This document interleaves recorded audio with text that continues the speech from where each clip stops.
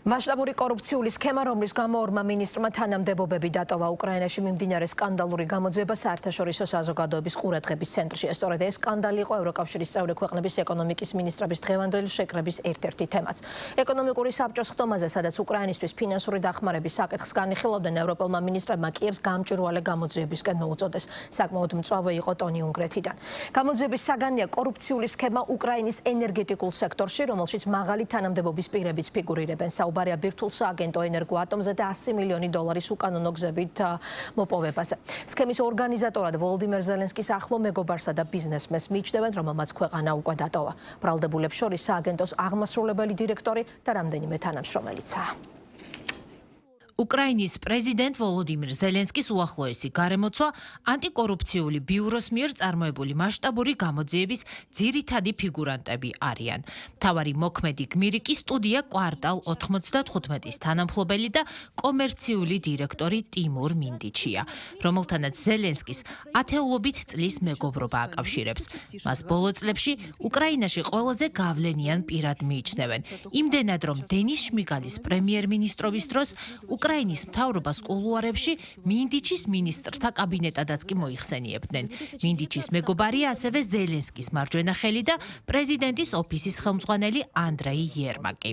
მინდიჩმა ზედმეტსახელით კარლსონმა თავის მეგობარ ბიზნესმენ ალექსანდრ ცუკერმანთან, იგივე შუგარმენთან ერთად დასახა ენერგოატომის კონტრაქტორი კომპანიების სატენდერო პროექტებიდან კორუფციული გზით თანხის მიღების ჩრდილოვანი სქემა, სახელწოდებით შლაგბაუმი, რომლის ფარგლებშიც თითოეული ტენდერიდან ისინი პროექტის ღირებულების 10-15% იღებდნენ.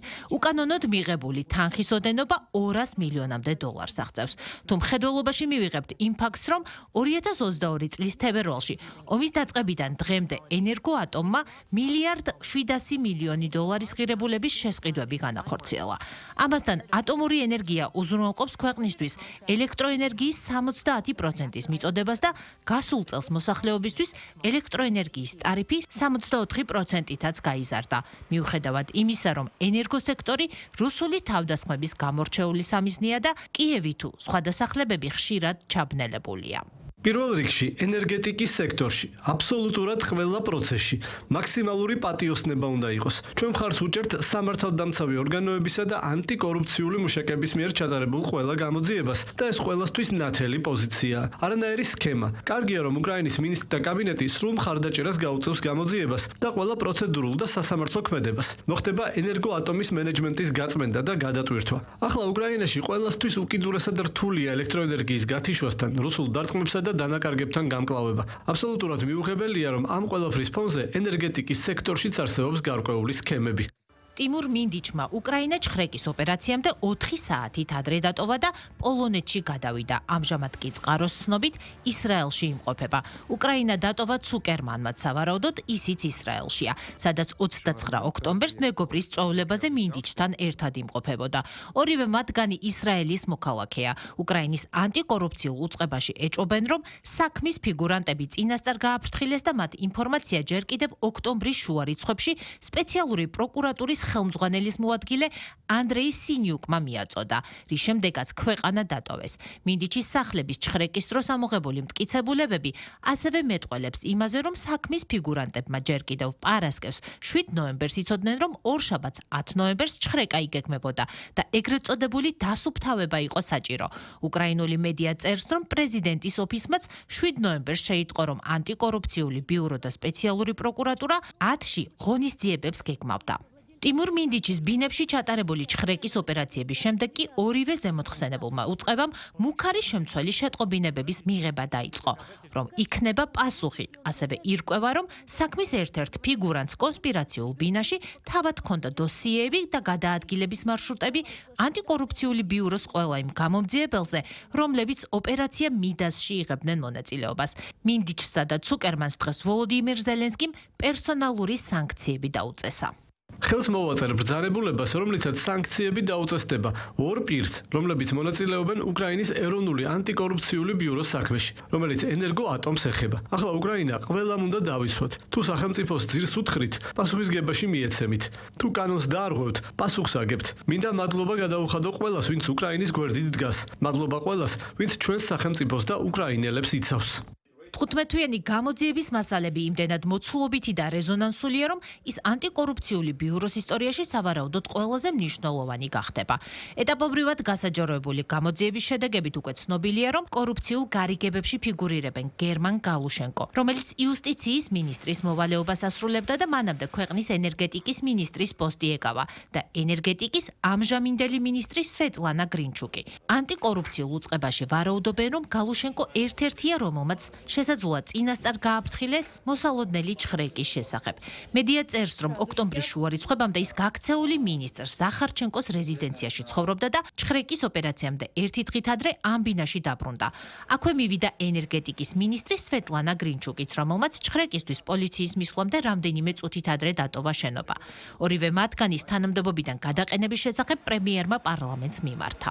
სრულმასშტაბიანი ომის დროს, როდესაც მტერი ჩვენ ენერგოსისტემას ყოველდღურად ანადგურებს, ნებისმიერი კორუფცია დაუშვებელია. მთავრობამ უკვე მიიღო პირველი ზომები, წარადგინა მოთხოვნა ორი მინისტრის დასათხოვად. სანქციები ანტიკორუფციული მასალების ფიგურანტების წინააღმდეგ და ენერგოატომის გადატვირთვა, მენეჯმენტის გათავისუფლება და კომპანიის აუდიტი. ვემზადებით ყოვლისმომცველი ზომებისთვის სახელმწიფო კომპანიებში, კერძოდ კი ენერგოკომპანიებში. საქმეში კიდევ ერთი მაღალჩინოსანი ყოფილი ვიცე-პრემიერი ალექსეი ჩერნიშევია, ზედმეტ სახელით ჩე გევარა. უკრაინული მედიის ცნობით მას 2019 წლამდე არავინ იცნობდა და სწორედ მინდიჩის რეკომენდაციით მოხვდა ზელენსკის გარემოცვაში. ის ჯერ ნავთოგაზის ხელმძღვანელის პოსტს იკავებდა და ამბობენ, რომ 2024 წლის დეკემბერში ზელენსკიმ სპეციალურად მისთვის შექმნა უკრაინის ერთიანობის ახალი სამინისტრო. ელენა ზელენსკა კი ჩერნიშევის შვილის ნათლია გახდა. 11 ნოემბერს ის ეჭვმიტანილად ცნეს $1,000,000 და €100,000 უკანონოდ გამდიდრებაში. მის წინააღმდეგ ანტიკორუფციული სხვა სამ საქმესაც იძიებს. გამოძიებას უკვე დაკავებული ყავს საქმის 5 ფიგურანტი, შედარებით დაბალი რგოლის პირები. მათ შორისაა ენერგოატომის უსაფრთხოების აღმასრულებელი დირექტორი იგორ ფურსენკო. ის დანაშაულებრივ სქემაში ბუღალტრის როლს ასრულებდა და ანტიკორუფციული სფარულ ჩანაწერებში უკმაყოფილებას გამოთქვამს ქუჩაში $1,600,000 სავსე ჩანთების ტარების გამო. მან მალდივებზე შვებულება ნაადრევად შეწყვიტა და სამშობლოში დაბრუნდა. ან ოფისიდან კვალის წასაშლელად, ან შესაძლოა მისი გაფრთხილება საერთოდ დაავიწყდათ. რაც შეეხება ჩანთებს, შეგიძლიათ საქმის მასალები შეამოწმოთ, იქ ჩანაწერია. მე 25-30 წელია ღვინოსთან ვარ დაკავშირებული. ხშირად დავდიოდით გამოფენებზე, ამიტომ ძალიან ხშირად ვიღაც რაღაცას მაწვდის, ვიღაც რაღაცას მართმევს. ჩემი ერთადერთი თხოვნა სასჯელი შემსუბუქება, რადგან ეს ჩემი თხოვნა ხვალ ჩემი უმცროსი ქალიშვილი 5 წლის გახდება, ანუ მისი დაბადების დღეა. ჩხრიკის შემდეგ ის ცოტა შეშინებული, ამიტომ კარგი იქნებოდა თუ ყველაფერი შემსუბუქდებოდა. ანტიკორუფციული ბიუროს ყურადღება მიიპყრო ასევე მინდიჩის ბიზნეს ინტერესებმა უკრაინის თავდაცვის სფეროში. კერძოდ, უკრაინული მედია ჯერ კიდევ აგვისტოში იუწყებოდა, რომ ანტიკორუფციული ბიურო ამოწმებს კომპანია Fire Point-ის საქმიანობას და ფასების ზრდას დრონების წარმოებასა და თავდაცვის სამინისტროს შეკვეთების შესრულებაზე. Fire Point-ი აწარმოებს როგორც დრონებს, ასევე ფლამინგოს ფრთოსან რაკეტებს, თუმცა კომპანიას მნიშვნელოვანი გამოცდილება ამ სფეროში არ აქვს და ამის მიუხედავად მასშტაბური შეკვეთები მიიღო, რამაც კითხვები გააჩინა. ამასთან არსებობს ვარაუდი, რომ Fire Point-ის რეალური მფლობელი სწორედ ტიმურ მინდიჩია. უკრაინის პოლიტიკური კრიზისი უკვე განიხილება დონალდ ტრამპის გარემოცვაში. გამოძიების ფედერალური ბიურო კი ტიმურ მინდიჩისა და ალექსანდრ ცუკერმანის ფულის გათეთრების საქმეს სწავლობს. ენერგეტიკულ სექტორში კორუფციულ სკანდალს ჯერჯერობით მცირე კომენტარებით ეხმაურებენ ევროკავშირშიც, სადაც უმაღლესმა წარმომადგენელმა კაია კალასმა უკიდურესად სამწუხარო უწოდა ფაქტს. აღსანიშნავია, რომ სწორედ ევროკავშირის მწვავე კრიტიკის შედეგად აღუდგინა პრეზიდენტმა ვოლოდიმირ ზელენსკიმ ივლისში უფლებამოსილება ანტიკორუფციულ ბიუროს, რომლის საქმიანობაც მანამდე შეზღუდა.